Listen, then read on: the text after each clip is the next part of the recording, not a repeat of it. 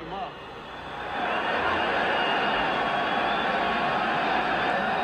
Elam is going to try this, and it will be a 60.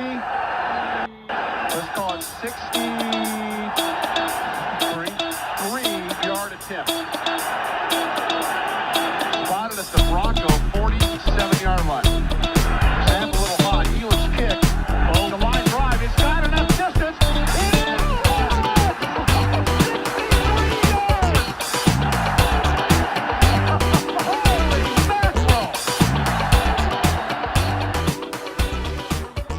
We officially have Broncos football to talk about. Welcome to Long Distance Kicks. Let's go. Woo! My name is Red Johnson, and I am, as ever, joined by my brother all the way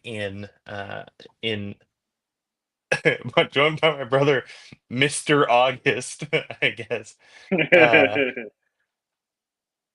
There we go. Joined by my brother Ian, and we are at long distance, and we're about to kick it. And Ian, how does it feel to be able to finally actually podcast about football, like real life football? Real football.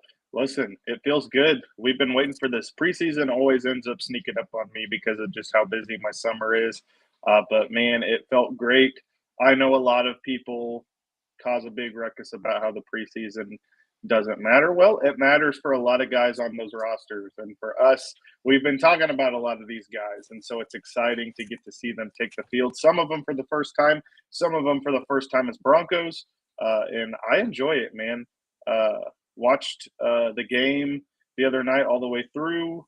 A lot of good, a lot of bad. But yeah, it feels good to have football back.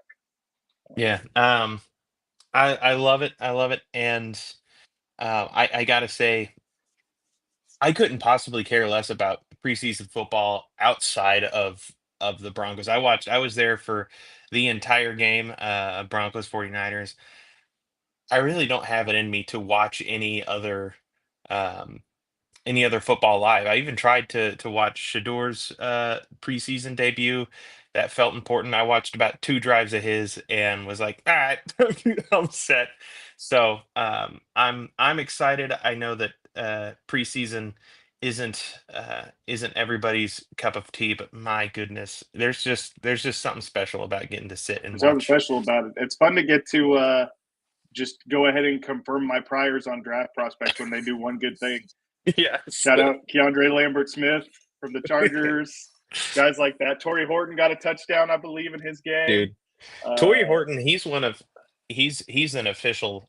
He's a long distance kicks.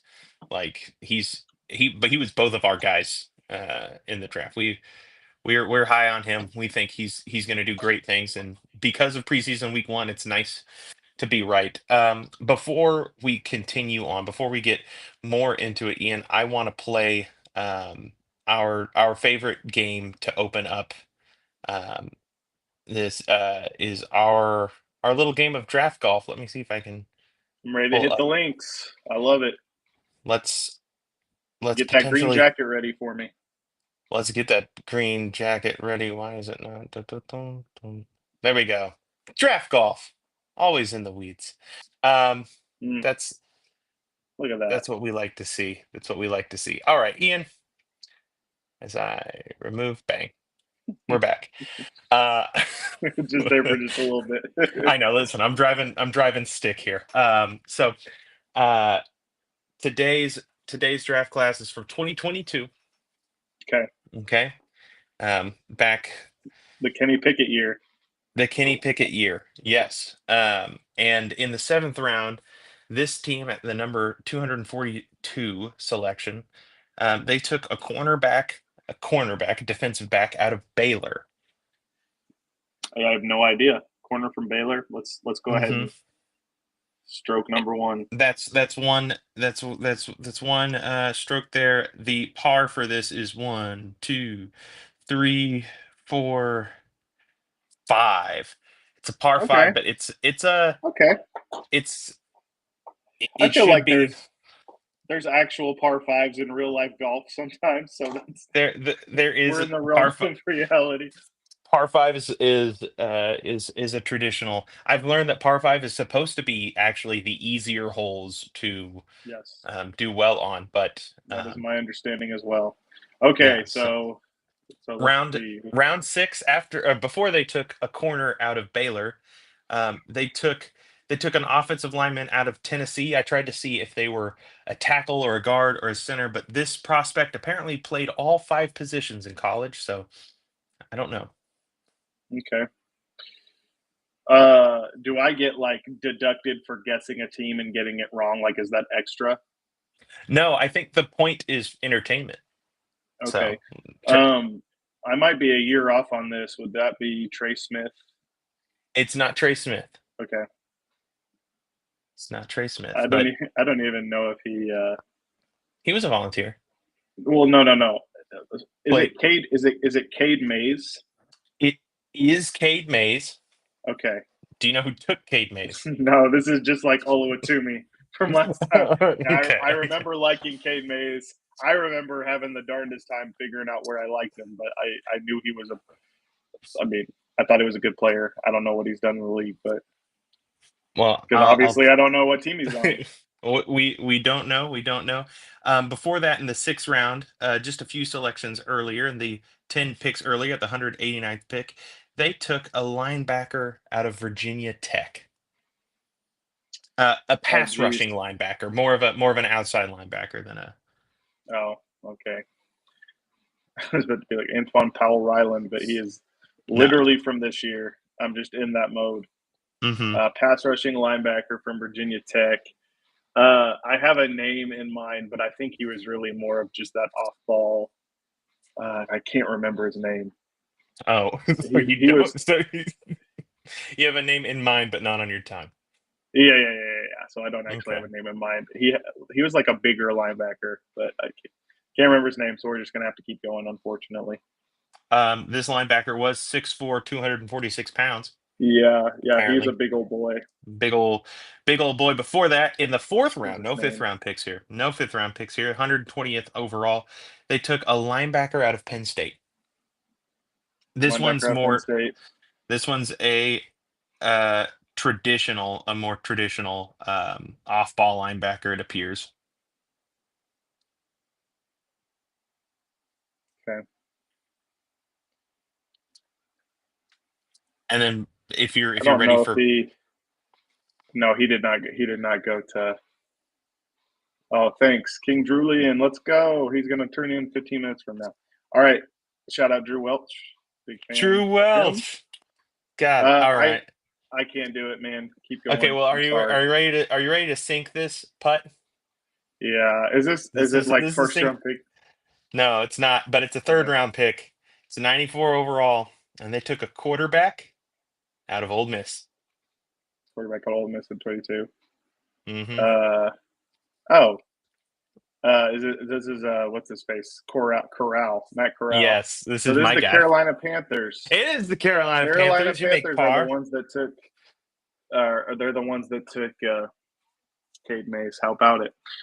Dude, What so can you tell Cade me the name Mays, of that Virginia Tech linebacker? it was Amari Barno. Okay, that's good. That's not who I had in mind, so I don't have to be mad at Okay. myself. Oh, Good deal. great. Okay, sick. Well, Ian, well, let's transition to let's talk about the the most recent preseason game that we finally got to see. Hold on, Rhett. Breaking But news. well, Breaking yeah, news. Uh, one of our spouses is watching this episode. I oh just my got a God, text from sources indicate that Bethany Johnson is watching our stream right wow, now. So, all right. man, Anyway, sorry. Let's move on to the next breaking thing. news. Ian's wife more supportive of our pastime than mine. Cool. Bethany, Anyways, shout out. So uh, on Saturday, the Denver Broncos suited up, and they did. they suited up, and then undressed the 49ers on national television, clobbering them, especially whenever no one who was actually going to play was on the field. But a win is a win. We won Wins 30 a to win. 9, and I just want to know, Ian, what was your first takeaway from preseason week 1? I think really my only general takeaway is how deep we are across our roster, particularly on the defensive side of the ball. I was coming up because in a minute we're going to do winners and losers, and I was trying to come up with some names to have because I don't know what names you're picking, so I just wanted to make sure I had a pool of them to go off of because I think we're each picking two. Um, Mhm. and I had so many defensive guys come up, and you can tell. And then I do want to give a shout out on the offensive side of the ball. Our offensive line, our backup offensive line really seemed to do a lot of good things. And we've talked before, I think, about Zach Streif, our offensive line coach, and how he is Mhm. already one of the best in the business. So that speaks to the job he's done there. So that was my main takeaway is, man, this is the deepest roster we've had in recent memory at the very least. So, yeah. What do you think? Yeah, it's in a similar vein. It's just a great thing to watch a Denver Broncos team that was more physical across the board.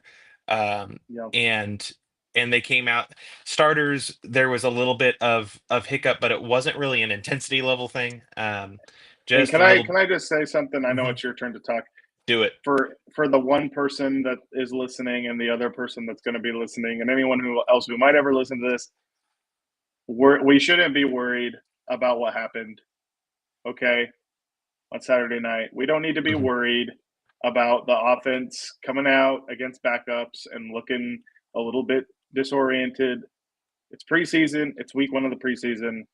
I personally am not worried about that. And I know I'm probably coming off right now as like, please don't put it in the papers that it bothered me or whatever. Yeah. But I assure you guys, we can all calm down. Yes, I know our vaunted defense gave up a touchdown to their backups.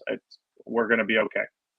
It Yeah. to me, preseason is about avoiding injury. So sorry, I just kind of took over what you were talking about. No, I think I think that is like it is football. There's a little bit of just randomness, and when you're gonna take two drives apiece or whatever, like yeah, it wasn't their best, but it's not a big deal. The one thing that you can see across the board was, man, we're a physical team, and I just like that. I appreciate it because we had to watch for years and years and years us line up and not be the more physical team, not be the aggressor, have that feeling of like, oh, they should be calling fouls because they're being too physical. And like, I like that. I think we're going to be the team that comes out and is way too physical and should be flagged. And other teams will be complaining that we should be getting like pass interference and we should be getting roughing the passer. And we're going to say, shut up, nerd. And Yeah. I can't wait to live that life. This team up and down was just nasty. This defense, really, the defensive line was crazy. So just that level of physicality was the thing that I took away. Love getting to see that. Ian, um, I want you to give me a couple nominations for our week one preseason, player of the game award, sort of player of the game status tier. This is our Mr. August award. Who is your Mr. August tonight? It doesn't matter if this is going to carry over into September, October, or November. But for right now, who had a great game preseason week one? Well, I will say this, and this is bleeding into camp as well. And some of this is coming relative to where he was last year and how he was perceived leading up to this. Rhett, my first answer is Troy Franklin. Mm, Uh, Troy, if you go look at the box score of the game Saturday night, it's not going to blow you away. I think he had 3 catches for like 18 yards. Um, excuse me. We're not looking at the box score though. Troy Franklin, all throughout camp, his name has been brought up by coaches. It's been brought up by media people. It's been brought up by his teammates. He has made a lot of noise. I know that he himself said he put around like 5 to 7 pounds of muscle on in the offseason, which was mhm. great. One of his concerns, or one of our concerns with him last year, was his lack of play strength. Um, he has been making plays consistently in camp. Uh, I thought he looked great. I thought the way he ran his routes, whether he was getting the ball or not, it felt so much more convicted, Mhm. right? Like just more sure of what he was doing. He had that fourth down grab. I think that was early in the second quarter. We were Yes. in. in San Francisco territory, and he like reached up and he grabbed it over the middle of the field, something he simply wouldn't have done last year. I would also argue there was a play where Bo underthrew him and he was running towards the pylon. If Bo had kept like put more juice on that ball and kind of put it towards the pylon, Troy would have come down with that one. He had the space to come down with it. He just couldn't. I mean, where Bo put it, unfortunately, he couldn't get to it. I thought Troy had a really good game. And when you talk about the context of training camp as well, he has really done well for himself as a guy who, honestly, up until camp started, had kind of become the forgotten man in that wide receiver room. So to me, I would call him Mr. August. I would give him that award. That's my opinion. I love it. I agree. Up until this training camp, you could not convince me that Troy Franklin is a 6'3" human being. He looked No, 5'11" at no, best. yeah, And it is incredible how he has shown up, and it's 5 or 6 pounds. I don't know what it is about him, his body language or whatever. He just looks completely different. For me, my Mr. August. Um, Honestly, as much as I know this is the Broncos podcast, my honest to God, Mr. August for this game was that Chase Lucas kid from San Francisco. dude, he Oh was my awesome. God. he was Holy awesome. Yeah, and, and Kyle yeah, played him. Kyle played him dude. the entire game. He kept, He was great. I kept thinking too. I was like, is that he came out like a couple years ago, maybe I can't remember, but yeah, dude, he played really good. He was everywhere. He was driving me dude, crazy. there's that 26 again. Yeah, he was. That's your honest to God, Mr. August. He was. He was. I want to shout him out. I'm gonna Yeah, he name some was awesome. Broncos, but Another guy I liked real quick to shout out on the 49ers was Tatum Bethune mhm. as well. He was everywhere too, man. What a player. So, anyways, um, yeah, interesting to see who we like, having seen nothing, who shows up. yeah, For me though, my first Mr. August with conviction here is Jade Barron. yeah, And some of okay, it is for the plays that he made, some of it is for the ways that like the need for him was put on display. Like you know, the way that the stage was set. Obviously, again, we're not overreacting here, but in the first drive, Jaquan McMillan had great coverage and was just too small and let up a 50 yep, yard, like a yep, slot fade to a larger receiver, and yep, and gave up a 50-yard reception. And we love Jaquan McMillan, but for that job, he's not the guy. And the good yep, news for all the Broncos fans who are concerned about the way the defense looked is that don't worry, we have the guy. He's just not yet starting in that position. And then when Jahdae Barron came in, he's had a quiet camp, not a lot of talk about him because it's hard to say if you're a corner and you're just doing your job and you don't have the luck, the fortune, or whatever to be making interceptions or to be doing whatever, you may just not get talked about. And Jade had a couple just really aggressive, violent, regular, normal, small plays that I was like, oh yeah, baby, that yep, is going to be our nickel. He triggered on a couple just curls. I think he caused an yep, incompletion on one.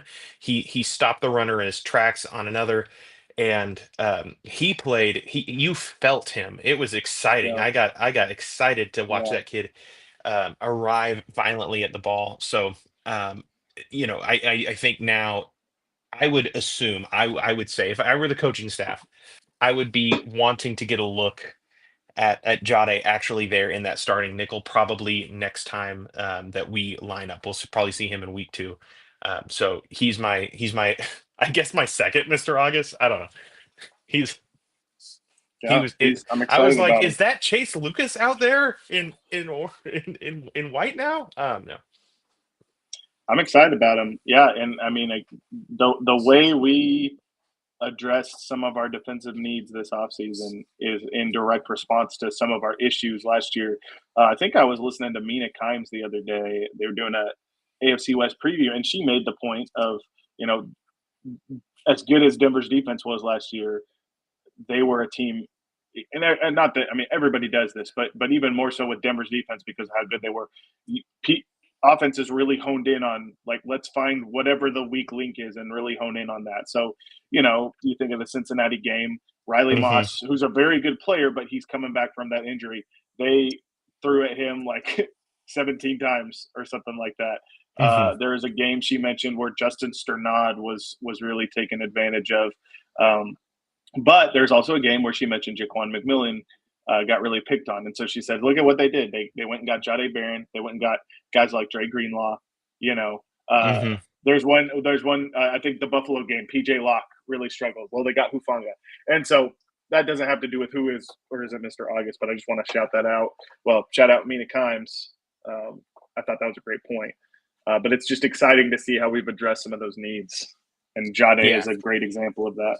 The way the secondary is really coming together now, you're starting to see what the vision is. You have Pat Surtain, who is the best defensive player in football. He's going to lock down his side of the field, and take on the toughest assignment every week.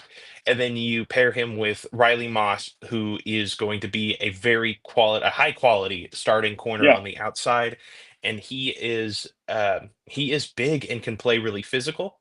You also add Jade Barron, who can go in and stick him inside, and he can match up against guys like, I mean, like, it's going to be incredibly valuable to have Jade Barron whenever we go to play the Raiders and we have to have someone covering Brock Bowers. And it can't yep, always be Pat Surtain. Sometimes it's going to be yep, Surtain, as we yep. saw last year. But whenever it can't be Pat, whenever they do stuff with their formation, um, having having Jade there is going to Yeah, be his size, his physicality is going to change the way that we can cover teams. And then beyond that, like the depth at corner that we have now, Jaquan McMillan is not ever going to be asked to do something that he cannot do. He's going to be covering those smaller, quick guys. Where whenever he was doing his job, Jaquan later he got his get back and went and got an interception. And like I know. I was going to bring up that point too. I think that was really good for him that even though earlier in the game he, gave up that big play, he did the one thing that we all Mhm, think of when we think of McMillan, which is mhm, he is in a lot of turnovers. And it cracked me up when that, because at first I didn't realize it was McMillan, but then I mhm. just cracked up when I saw that it was J Mac who came up with that pick. Dude, Because do it's not like, yeah, try to beat him. Don't try to that's beat him exactly, on a yeah, yeah. on an He outbreaking needed route. he needed to remind people like, hey, remember this is why you have me because I'm weirdly good at coming up with these turnovers. I also want to, since we're kind of talking about the secondary here, Mhm, uh, not to get out of structure, but I also want to shout out Chris Abrams Drain, who I thought played really mhm, well, had a couple of PBUs, um, really good stuff on him. I am not convinced that he wouldn't start on some of the weaker secondaries in the league right now. Like, and he's our fifth corner, right? And then another one that you could consider mhm. a big winner from the other night, Jaden Robinson, the undrafted kid from Oregon State. Are you kidding Yeah, me? He was in, especially. I mean, that second half, I felt like he was in every big defensive play somehow. And and you're and just because is he going to make the final roster? Probably not. I mean, our corner room's just so deep. But regardless of that, he's putting on really good tape for other teams. I mean, he was in so many plays, and I just want to shout him out too. Make sure he gets his that's flowers. that's the thing. That's what I'm loving to see is like you were saying about the depth there is that some of these guys that were making plays that they might not still make the roster, but like I feel like a kid like him is gonna find a place somewhere in the league. Like we're becoming a Yeah. place where, and there's gonna be huge for team building and recruiting or whatever, um, Hmm. going year after year, where Sean Payton's going to be able to sit guys down after the draft and say, "Hey, come to Denver, and even if Yeah. it's not with us, we are a pipeline to a job, to stability, to a check. Look," and then we'll have hopefully this whole list litany of guys that he could point to and say, "Listen, like we'll get you into the league. Don't worry." Yep. I want to say too, because he was our. It's so funny. It's not even really about his performance, but Mr. August may need to go to RJ Harvey because shocker of all shockers. I mean genuinely shocker of all shockers. Sean Payton sends out RJ Harvey for almost all of the first team snaps, and Yeah, not even the after ones we naming him like what, fifth on the depth chart. Yeah, putting him at the back of the depth chart with all the other rookies. And Yeah, even, first round pick Jade Barron does not start. We were assuming that to start the year, maybe the best case scenario for RJ Harvey was going to be he would be like the third down back, the scat back, whatever. No, roles flipped. RJ out there for first and second down, and JK Dobbins yeah. out there on third down for those first two series. You never And know with Sean. he looked he looked like he had the juice, and he Yeah, also, I think his last three, he had like one really good run where he bounced it outside and he hit for 8 or 10, and then got really excited. He tried to bounce the next like yeah, three, like didn't. yeah. So I I think think overall, you're encouraged by RJ Harvey. I think anything that he put on tape that wasn't great from that night is easily fixable. Mhm, So I think we should be excited. I mean, he just, and this isn't to dump on Javonte Williams because I know he's dealt with a lot of adversity with the injuries and mhm, everything. Um, and I wish him nothing but the best in Dallas. But just you noticed the difference in juice yes. right off the bat there, and really from just about anybody we've had recently. So that was nice to see. I would agree. RJ Harvey, I would say, was a winner from last night. So Um, and now, this is going to be, sometimes the preseason isn't just the beginning; it's also the ending for a number of guys. So we're gonna hand out the Never Was award. You're not a has never been, you're a was. never was. Um, Ian, is there anyone that significantly hurt their stock in Denver, in Dove Valley, last night? Not last night, Yeah, Saturday night. I have a couple, and I don't like calling them a never was because one of them's a rookie, and the other's a second year player, and I think of them more as like Saturday night was not great for them, but that Hmm. doesn't mean anything. So I'll do the rookie real quick, and then I'll touch on the second year player. The first one I picked punter Jeremy Crawshaw. We didn't. Yeah. We heard a lot. We heard a lot from beat reporters about how man he's booming punts, and I believe that to be true. Uh, we didn't see any of those on Saturday night, man. No. Not some great punts, and that doesn't mean he can't have a long, successful career and everything. I mean, it was his first time punting at the pro level. I'm not worried about it, but I will say, anytime he came out, I just felt underwhelmed. I was like, oh man, that's a bummer. We're not getting any good punts from this guy. My main one though is unfortunately Rhett Audric Estime. My guy. Listen, your guy. Uh, when you're still in the game towards the tail end of the fourth quarter like that, I don't think that's a great sign for him. I also like part of it isn't even just like his play. I think part of it is obviously we're excited about RJ Harvey and J.K. Dobbins, but then Tyler Bidet and Blake Watson really had some nice flashes. Um, Jaleel McLaughlin is a guy that Sean Payton seems to really like. It just feels like in the from the 3,000-foot view here, Estime seems like he could end up being the odd man out. And we haven't even talked about the running back room, does Sean Payton plan to carry a fullback? Like, is Michael Burton going to Hmm. be on our, because that makes it even more difficult to envision. And I hate to say it because I did like Estime coming out of Notre Dame. I've had hopes for him. I think there have been moments in camp where he still had some nice flashes. I am worried that the writing might be on the wall for Audric Estime. I mean, yeah, I think certainly for this year at least, I am reminded that he's an incredibly young prospect still, but i- That it's is just true. it's tough for the kid. He was out there very late. He's supposed to be a power back, and I didn't feel a lot of power Yeah. from him when he was toting the rock, and that's an issue. And then really too, it comes down to, like you said, it's a loaded running back room, and it's not so much like, oh, the argument could be made, well, you need another big back to be kind of the backup for JK if he gets hurt. Yes, and also no. The thing that you need to do to make the team is make it so that you cannot be snuck to the practice squad. Make enough plays that Sean Payton goes, I can't cut him. He won't make it to the practice squad. And there are guys in Tyler Bidet and Blake Watson and Jaleel McLaughlin who are significantly more likely to get picked up by someone else than I would say Audric Estime is right now. He's not putting out any sort of tape that's making him anything other than really a project to be put on the back burner for another year. Yep. Okay, he's not done yet.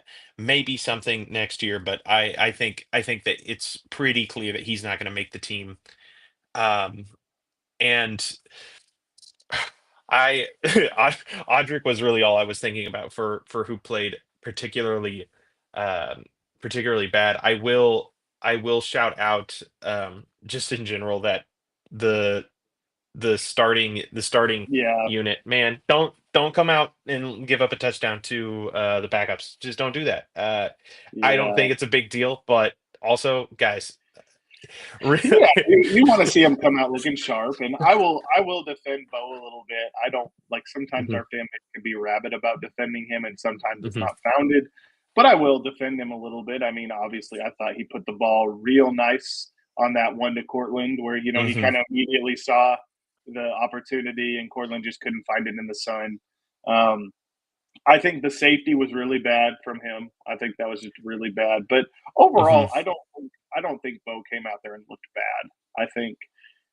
I think the offense was just they just weren't clicking, and it's nothing I to panic about. But you're right, man. I They have a just theory. I needed do to have a jump in. theory about the safety. I have a theory about the safety, and it's this. I think that Bo lined up and thought this is preseason game one. They're not sending the cat blitz. Why would you do that?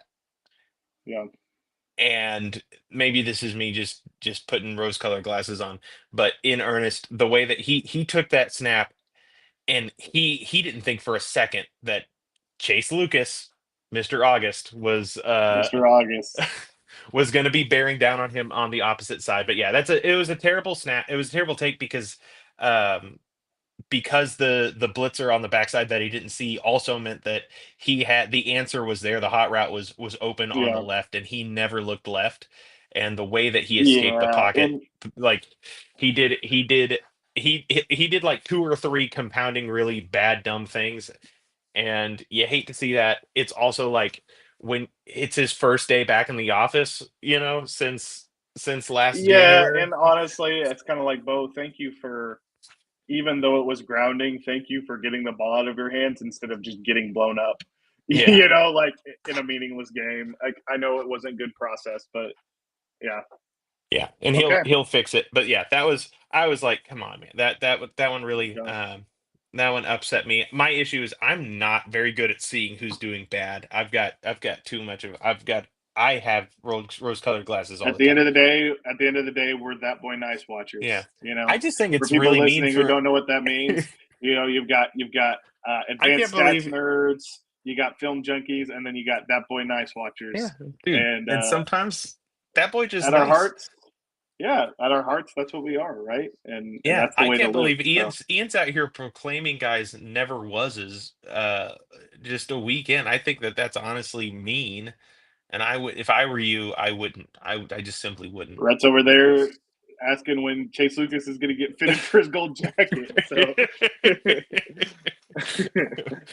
really quick question: Chase Lucas or Prime Deion Sanders? Who are you taking? I Anyways, mean, Dion did it at multiple teams, but the penny yeah. stock and See that Chase Luke. I the listen. Niners, the Niners can't let him go. He's a one-team player. Yeah, that's the thing. Until Yeah. Chase Lucas proves it somewhere else, I have to say Dion. But I mean, if I were Dion, Prime, I watch might out. He's nipping your heels. He's nipping your heels. Chase Lucas or current Deion Sanders with eight toes and no bladder. uh, Okay, wait, really quick. Uh, our a guys quick our report. guys report. My guys have only gotten worse. Audric Esme's off the roster. Drew Sanders is is hurt, nowhere to be seen. It's looking, other linebackers are stepping up. It's not looking like there's going to be like a place for him. Uh, Caleb Lohner, no targets, no catches. He was on the Denver broadcast of the game when the starting offense came out. It said players to watch, and they chose to say Caleb Lohner. So I'll take that. On the first series, they're like, "All right, who to watch?" And like as Bo Nix is trotting out, and they've got like brand new Evan Ingram there. They're like, "This Yeah. Caleb Lohner kid, he played basketball." So so we'll take yeah. that. Your Yeah. guys had a pretty decent day. Pat Bryant looked all right. He had a Yeah. So Pat Bryant, I mean, he had 2 catches. He Mhm. showcased route running, hands, and size, which is, what he brings to the table. So I like that. Jonah Ellis got, let me look it up here. I He think it had was one heck of a pressure. He had one where yeah.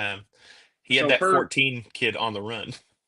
per PFF, he had a pass rush win rate of 44.4% on his snaps, which is Got to we'll get we'll those take numbers that. up.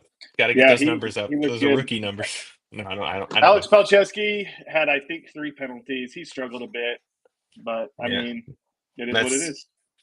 that's tough. So But we love Palcho here, and those refs yeah, were probably biased, to be honest with you. yeah, Um, that's what it is. Yeah, yeah. that's what it is. Looking looking ahead, we will see preseason week 2. Your Denver Broncos will be taking on the Arizona Cardinals Oh, at cool. We get to play home. them this preseason. Yeah, That's cool. if you It'll were be nice hoping to to finally, yeah, finally get to go play the Cardinals. man, I've always wanted to go to Phoenix in August. I've always heard it's nice. So we've got this Saturday. We'll be taking on the Cardinals. We'll be talking about that in one of our several other shows this week. No, we'll catch it. We'll catch it next week, and I predict a Broncos win. Are we gonna do like scores or something like that? I don't know. Should we just this throw out do preseason game No, predictions? I- no, we I'll shouldn't. I'll take note. I've got a pen No, right here. Give me a no. score. Give me a Okay. score. I'll write I it on the think back of some Old Navy Super Cash. I think Denver wins 23-16. Okay, Denver 23-16. I'm gonna take Denver. Preseason has weird scores, so I'm gonna take Denver to win. 32. Just flip your numbers. 32-18. Okay, Strange numbers. that is weird. Offense is going to get into gear. 32-18. Book it. Okay, Um, all right. so that's the super cash bet of the week. Ian, if you get Super closer, Cash Bet of the Week. I will send you I will send you this Old Navy super cash. You will win it. Unfortunately, it's only valid through August 10th. So that's tough. It is currently the 11th. Um, Ian, do you want to play a little bit of heading up or tailing off? I do. I do want to play it real quick while you're transitioning and looking for a coin. We would be remiss if we did not mention Trent Sherfield. Uh, Yes. look, he's making the team. He's going to maybe have a bigger role than we suspected. Just want to shout him out. So yeah. While Rhett is looking, I'm going to name a random football player as we have been doing.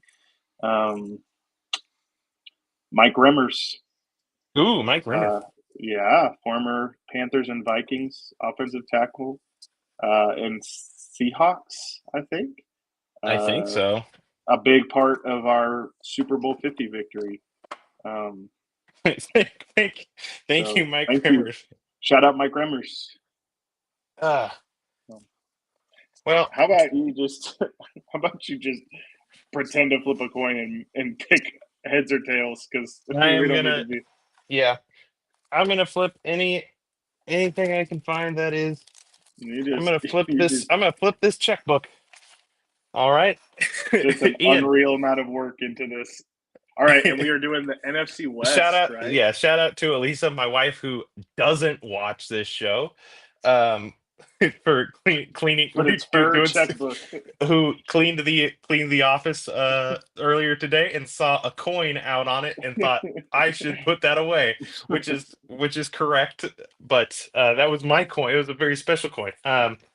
So Ian, today we're going to talk about the NFC West, and we're going to be talking about next week's opponents, the Arizona Cardinals. Last week they went 8-9. And they proved that they had just a little bit of fire in their belly. That they were feistier than Yep. than we thought. That they That's one of my favorite. That's one of my favorite clips of all time. Jonathan Gannon in that first team meeting saying, "Who drove here? Anybody? Anybody and take who the bus to a bunch of anyone multimillionaires? anyone, Did any of anyone you use professional athletes take the bus to this? Did you wake up I with have fire in your never gut? I've Oh, never been geez. to Phoenix or Glendale, Arizona, but the first thing I think of is that's a place with strong public transit. Listen, Phoenix is a great city. Shout out Phoenix. I have no idea about their public transit, but I do love me some Phoenix. All right, So Ian, today you're going to tell me exactly why the Arizona Cardinals are heading up. they're heading up. Okay. They're heading Uh, up. so they finished 8-9 last year. Uh, I do like a lot about this team. I know we were just making fun of Jonathan Gannon, and when he first started there, because of the things like the fire in your gut, Yeah. like his likeness to Murr from Impractical Jokers, things like that. He kind of got memed into oblivion. But honestly, as cliche as it sounds to say, like he's got this team playing scrappy, they are scrappy under him. Listen, last year, uh, they they played against playoff teams, a lot of playoff teams, really well. They lost by one score to Buffalo, Detroit, Wow. the Rams, and the Vikings. Like good football teams, right? Like they were in a lot of these games. They beat the Chargers, like they beat the Rams and their other. They creamed the Rams in their other game. Hmm. Uh, like they were in a lot of these games. I think that a lot of people have, when they think about the Arizona Cardinals, they think of like, oh, Kyler Murray, he plays Call of Duty all the time. We overblow that type of stuff. I still believe that Kyler can be like or rather, I believe he is a good quarterback. I don't think he's elite, but I think he's a good quarterback. I think he's a good player. There is some nonsense going around about like Marvin Harrison Jr. Is he a bust? Because he had like 800 receiving yards last year As and a like six rookie. touchdowns. He had a great rookie wide receiver season. So is he a bust? You know, uh, which is ridiculous. I think they have one of the best tight ends in the NFL in Trey McBride. Look, uh, I like Marvin Harrison. I like Michael Wilson. I like Paris Johnson Jr. On defense, Gannon's calling card is defense. Former defensive coordinator. I loved them just picking Will Johnson in the draft this last year. I really like that. Just stay put and take a guy that I think is a really good player. They got Max Melton and Garrett Williams. That's a good secondary. They've got Josh Sweat. Zaven Collins is really starting to come into his own. Tulsa Golden Hurricane, shout out. Hey, Rain hey. Kane. Really come into his own. So they've got pieces. I think that regardless of what any of us feel about Jonathan Gannon, it feels like he is getting a reaction from his players that they're playing hard. So it wouldn't surprise me at all to see them build upon an 8-9 season. Yeah. Honestly, I think I have the tougher job. How is it going to fall apart? Because the first instinct I want to say is like, but the subheading here, Kyler, good. I feel like we're into year 6. It feels like of going. Is Kyler Murray a good quarterback? Sometimes he's great. Sometimes he's awful, and at some point this thing, it's going to fall one way or another. He's going to definitively, he's either going to finally make that leap or he's going to lose a step, and those good plays are going to go away. And if it's this year, it could really all fall apart because the offense is set up to really run through him. um, James Conner is a fine running back, but he is like at his age. I do not think that he is going to be a running back where you're going to want to like make your entire identity handing the football to James Conner and Trey Benson as a Trey Benson, if you want to break out, I know one dynasty owner of yours who would really appreciate you showing any sign that you're going to put it together at the at next level. any point. My big issue with that is they brought in Jacoby Brissett to be Kyler's backup, and so uh, they have a little bit of stability there because Jacoby Brissett is a fantastic culture fit for a backup quarterback. Loving Jacoby Brissett. He gets his teams playing hard. Like he's securely a backup, but man, he's a great backup quarterback to have. Um, the the thing I will say here is this: they have an easy schedule. This is gonna be a this Yep. team, the expectations, they should be right back around 8 or 9 wins again. They don't have an overly difficult schedule. They have a team like their defense is kind of weird because it's a whole bunch of guys that are like redraft picks or like middle class free agent guys, a lot of solid players. Calais Campbell is still playing football, and is still good. Yeah. Uh, Unbelievable. How about But that? uh, I think that this team should be right back there. Again, I think the only way they do it is if Kyler turns out to just be really really bad and doesn't get hurt and just turns the ball over a bunch and kind of tanks their season. But even if they do that, they end up being a destination where if the Kyler if it turns out that Kyler is not your quarterback and you're going to be in the market next year, it's a good landing spot for a QB in 2026. So Sure. we will. Yeah, shout out Drew Petzing, who has been this offseason their Cardinals offensive coordinator, linked to potentially getting some interviews. Maybe this next cycle he'll get some of those. But yeah, real quick, you want to find out if Bethany is still listening? Hey, Bethany, if you are, can you bring me your MacBook charger? Because I have 23% left. So that'd Oh be great. boy. Yeah, Oh boy. we'll have to maybe run through these. Not that We'll I want see. to disrespect the NFC West. So what's the next team, Brett? What do you got here? The next team is Seattle Seahawks. Okay. Darnold, good. It's the last one too. You can say that Um, about pretty much every one of these quarterbacks in this division except for Matthew Stafford. Healthy? We'll get to so that in a little bit. so my question here, Ian, for you is why is it that the Seattle Seahawks are tailing off this season? Tailing off. Okay, well, listen, the Seahawks finishing 10-7, that's solid. Mike McDonald's first year Hmm. as their coach. There's a lot to like, but I'm not here to talk about what we like about the Seahawks. Listen, I will tell you this. Um, I I know like people are weird about this. I think Geno Smith is a very good quarterback. I do. Hmm. Um, I looked this up earlier today.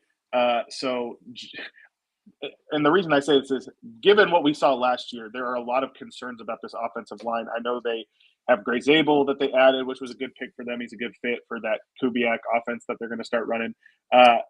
So Geno Smith, he got rid of the ball at the fourth quickest rate in the NFL last season. And Okay. yet he was still pressured on 38.5% of his dropbacks. Good So Lord. he's getting rid of the ball as fast as any quarterback in the league, and yet still a very high pressure rate. Now they're expecting Sam Darnold to have that poise, And listen, I like Sam Darnold, and I was happy to see him do so well in Minnesota. I'm not going to sit here and pretend that the environment in Seattle matches up with the environment that was in Minnesota. It's just not the same thing. Do we think? I know when you get the Kubiak Shanahan zone scheme, sometimes that can feel like a shot in the arm to an offensive line unit that's been Hmm. struggling. I'm not just going to assume that's the case here. When you look at their running game, which of course Kubiak offense depends heavily on, I have questions. Kenneth Walker in a vacuum is a great young player. I have concerns about him staying healthy. I don't really know what Zach Charbonnet is at this point, right? Um, I'm not sure if can he be your bell cow or not. They've got offensive pieces that I like. They've got defensive pieces that I like, but at the end of the day, like that the thought of Darnold trying to continue his trajectory that he enjoyed last year in Minnesota behind this offensive line that, while hopefully improved, I still have a lot of questions about. Not sure I like it. Okay, Ian. Well, you could go with the offensive line troubles, but like you said, one of the great things that the spread zone, West Coast Shanahan running scheme, zone blocking, play action scheme does is it does some absolute hoodoo with the offensive line. Um, and teams that all of a sudden, if you don't want your defensive ends to be getting vertical on you, just allow them to go horizontal as much as they want. So get pushing them sideways. Sam Darnold isn't the Sam Darnold of old. He's a new man. He spent time in San Francisco learning from Kyle Shanahan. He's now spent time in Minnesota, learning from Kevin O'Connell, not Kevin O'Connor. Although shout out, I'm sure he's another great offensive mind, Kevin O'Connell, and now he gets to run this system a third time, and he has good options. Jackson Smith and Jigba is one of the league's great bright stars at wide receiver, great young stars. He's coming up, and if only there were a great vet that could teach him all of the ways to be one of those great receivers, what it looks like to work, what it looks like to become like maniacal about running routes, what it looks like to do nutrition properly and how to prepare and yada yada. Oh wait, they signed Cooper Cup, who is maybe not washed. Like, he's been kind of unhealthy, but if he's healthy this year, what if he's still Cooper Cup? Um, this offense has a lot of explosive potential, and it is uh, it is a defense that is going into the second year of a scheme that is one that's kind of hard to master in the first year. They're kind of under great renovation. So that first year, that first part of the year, it was pretty rough. Second half of the year, the defense was a little bit better. You expect to see the defense to get better, and the NFC East is or NFC West. The NFC West is a little bit up for grabs. There's teams that maybe haven't put it all together, but maybe could put it together. And Seattle could be a team that comes in and could grab 11 or 12 wins if everything breaks right. Now, I will tell you, I don't Fair believe enough. anything. I don't believe anything I just said is going to actually happen. But if you are a Seattle fan, the pieces are there. It can come together, um, if if it works correctly. So that that's my piece. I'm getting my Man, charger. dude, our fans are committed. We have the best. We have the best fans. Yep, we do. We have the best fans. Shout out. Shout out to our fans. Sound off in the comments. Um, we need to make a name for our fans. I think maybe a potential name for our podcast fans are Bethany and Drew. I love it. I love it. Dude, I love it so much. I'm having a good time. Shout out No, to the 12s. Shout out to the 12s. shout out to the 12s. Shout out to the 12s. And one day we'll have 12. Why did Um, we why are I said like shout out 12s at our last episode. Why were we talking about the Seahawks? I can't remember, but shout out Who to cares? Who Seahawks cares? Nation. Listen, 12s, we want Seahawks fans to be watching this podcast. We do. We I fear and respect them equally. So I like to Um, keep them close. Yeah. All right. Ian, are you ready for the best? Are you ready for the best part of this podcast? I am. Dude, check check this out. Stafford healthy? You had that already? That's funny. That's awesome. That is the So, question. All right, flip that checkbook. flip that checkbook, baby. Ian, tell me why the Rams are going to win less than 10 games.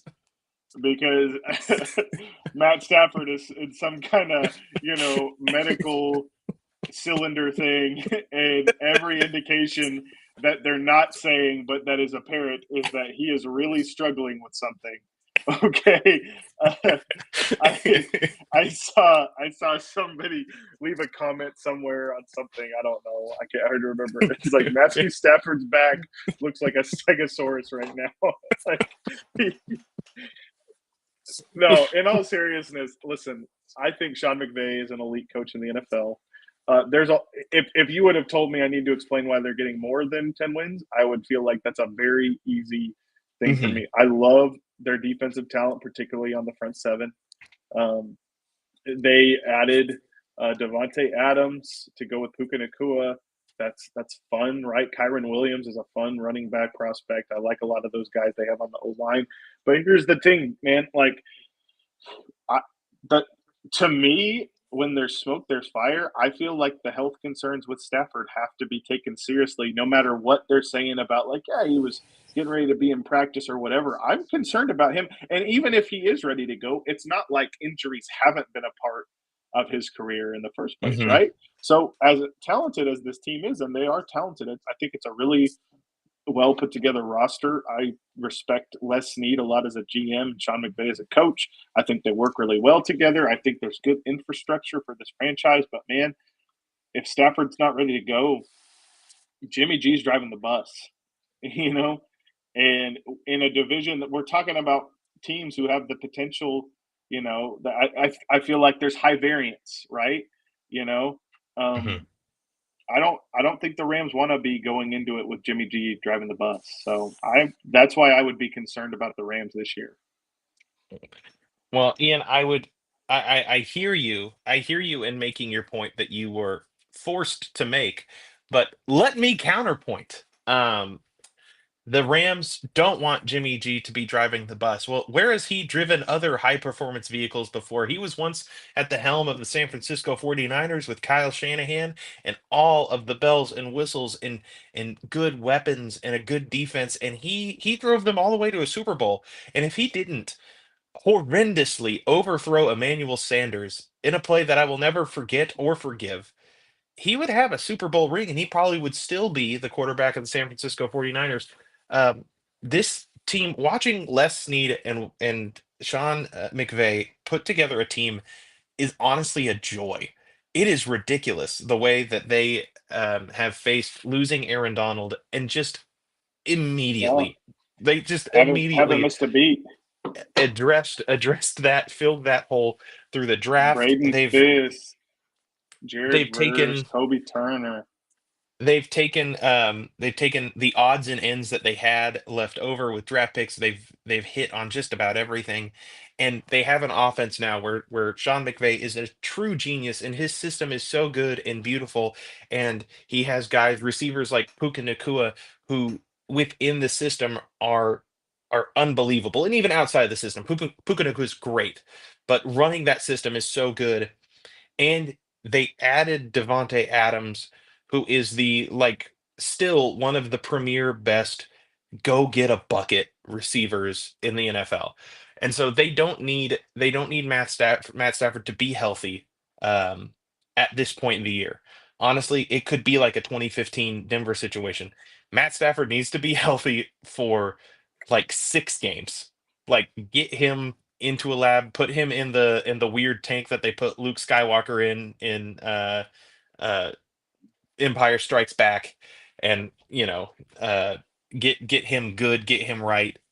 And this is a team that has true Super Bowl potential and upside because they're deep where they need to be deep. They have talent and they have a great coach, a great GM, um, and and ownership that, while awful to the city of St. Louis, has proven an ability to have a championship pedigree across multiple sports. So, uh, shout out Stan Kroenke. I say with mixed feelings. Stan Kroenke sucks.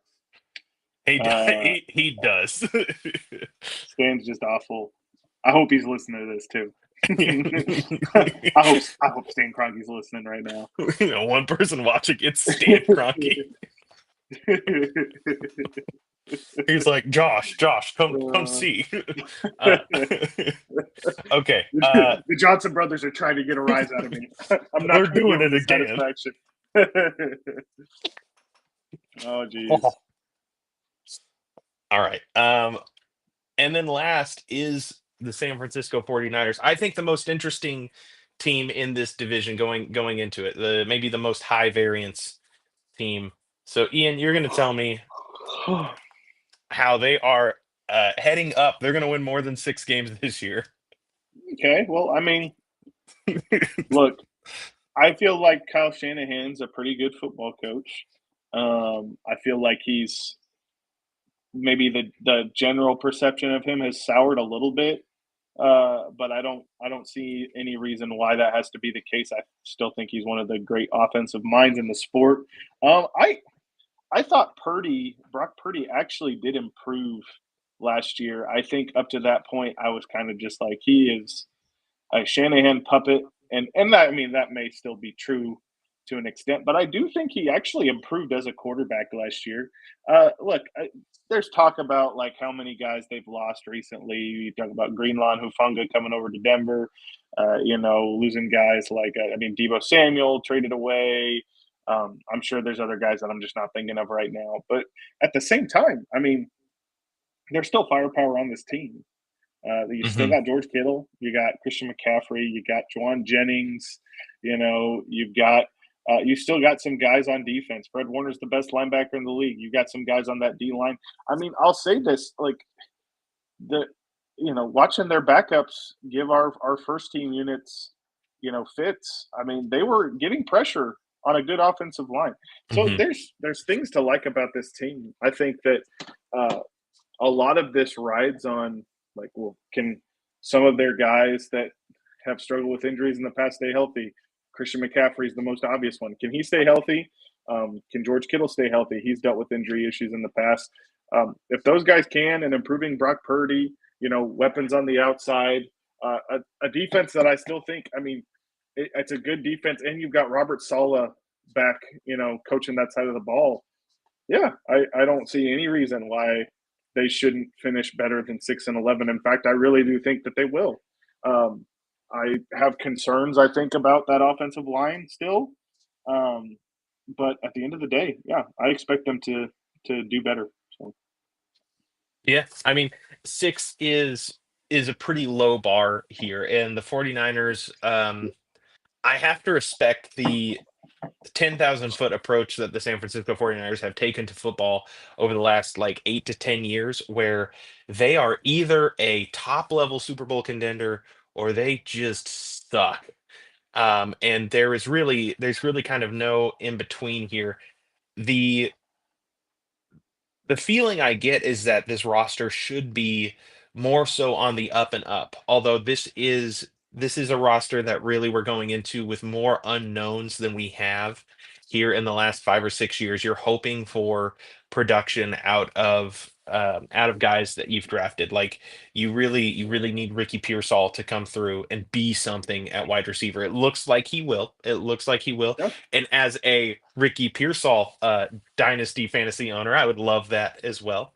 Um, and you need there's a lot of there's names and then there's just names you don't. Like there some of it it's a bunch of Porsches and plumbers out there or whatever.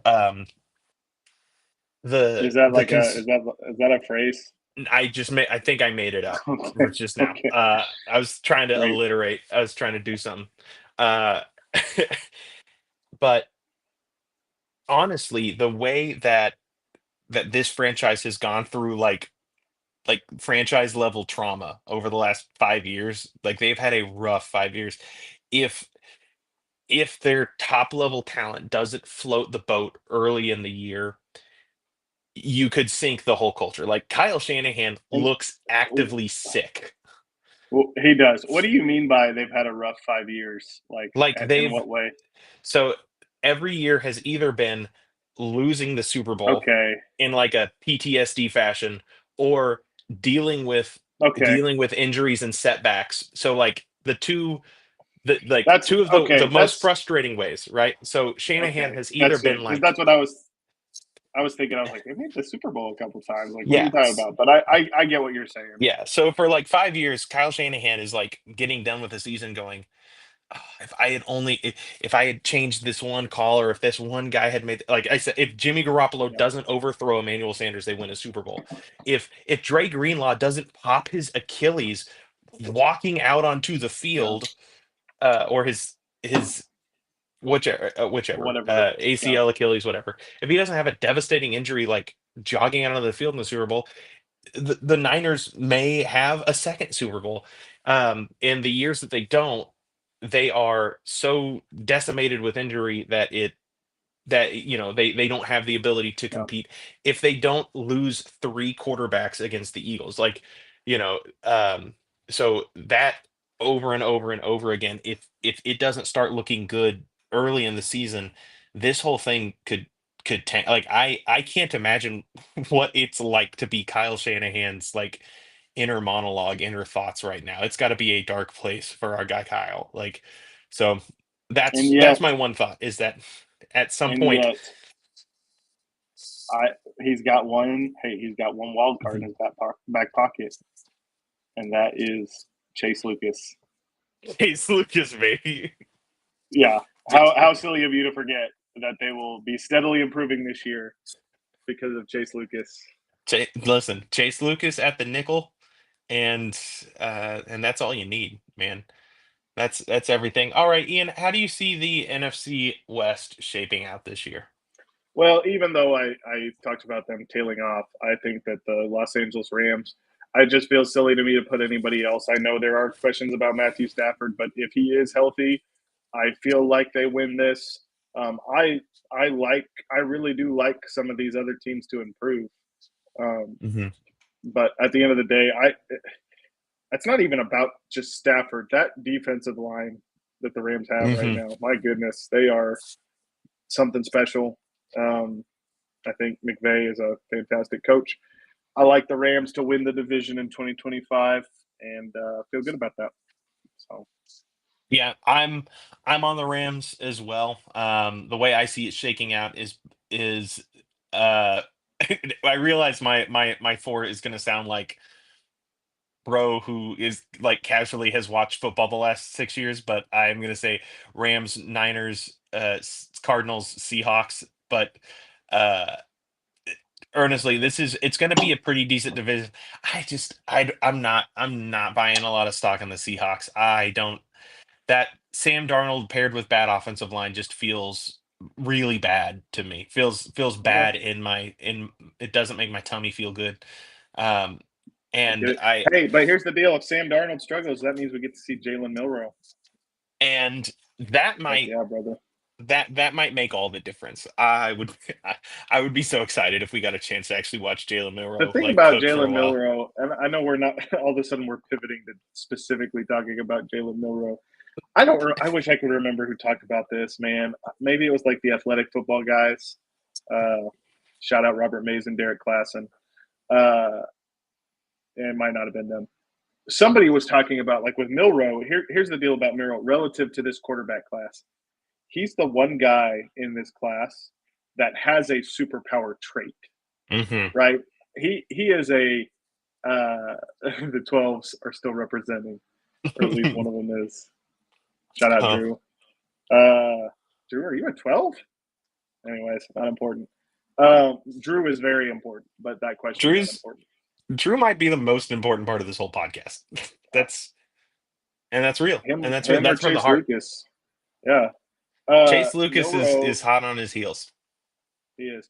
But Milrow has a superpower trait. He is an incredible runner.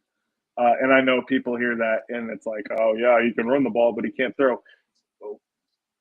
Okay, whatever. I don't know if that's true or not, but I am saying this. I mean, he's a pretty dang incredible runner. So for all the criticism that Jalen Milroe might receive, I mean, I could see a scenario where he gets playing time and there is some excitement. I'm not saying that Yeah. as a whole the product is good. I'm just saying that could be fun. So I would not be upset. I don't want Sam Darnold to get hurt, but I am just saying I would not be upset if we got to see some Milroe I this am year. on my I hands and also knees begging for I some also want to meaningless December Seahawks football.